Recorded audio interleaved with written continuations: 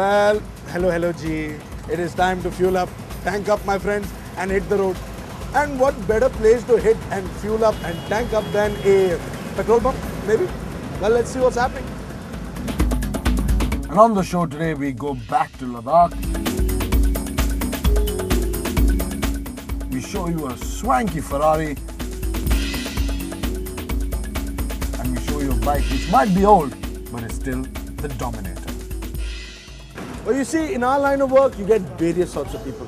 Some people with swanky cars, some people with cars which aren't that nice. Some people with bikes which go to 0 to 60 like that. Some people who have to push start their bikes, but nonetheless, you have a whole range in this sort of place. Well, who you're going to meet is Mr. Gurmukh Singh, who has a different sort of love. He loves anything that's old, from pens to cars to... Let's find out. He could be the friendly neighborhood businessman, but a peek into his garage and you'll be surprised. A 1970 BMW, a 1970 1200cc Beetle, a 1946 Harley, and several other vintage and classic beauties. His passion, collecting and restoring these machines.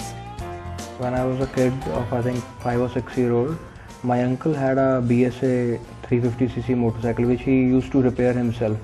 And then he sold that bike, and from then I was looking for a motorcycle which was something like a BSA, and I tried my best. But when I was 14, there is a bike which was gifted by my grandfather. That was a Mammoth 100cc. It's a German moped. That was my first bike which I have restored. I assembled the whole bike and did the engine. After 14, I started collecting the motorcycles for my collection. And now I have 44 motorcycles with me. Bike restoration is not just about rebuilding an old machine. It's about giving it a new leash of life and can take anywhere between 3 months to 2 years to complete one piece. The biggest challenge is to find the right spare parts.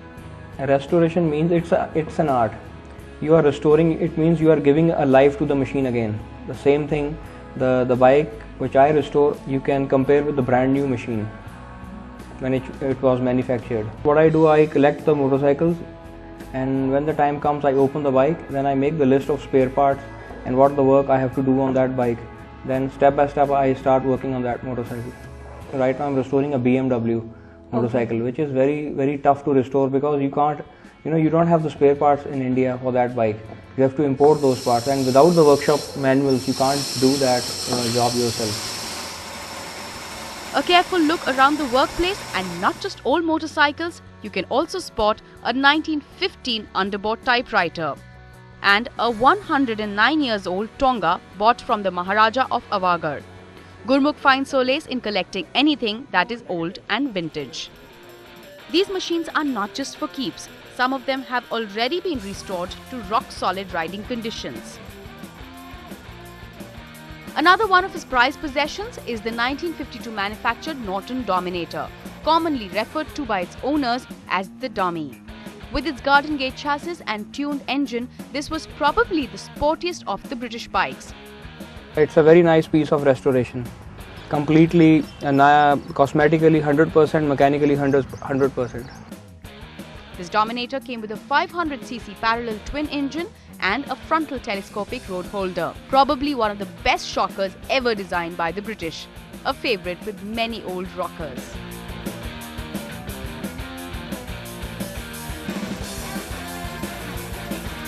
I love my job, but I have a dream.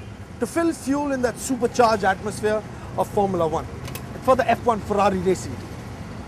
But alas, it's a dream. But in the meanwhile, why don't you check out Dhruv Sharma's Ferrari? He's done some really interesting things while I try and make my dream a reality.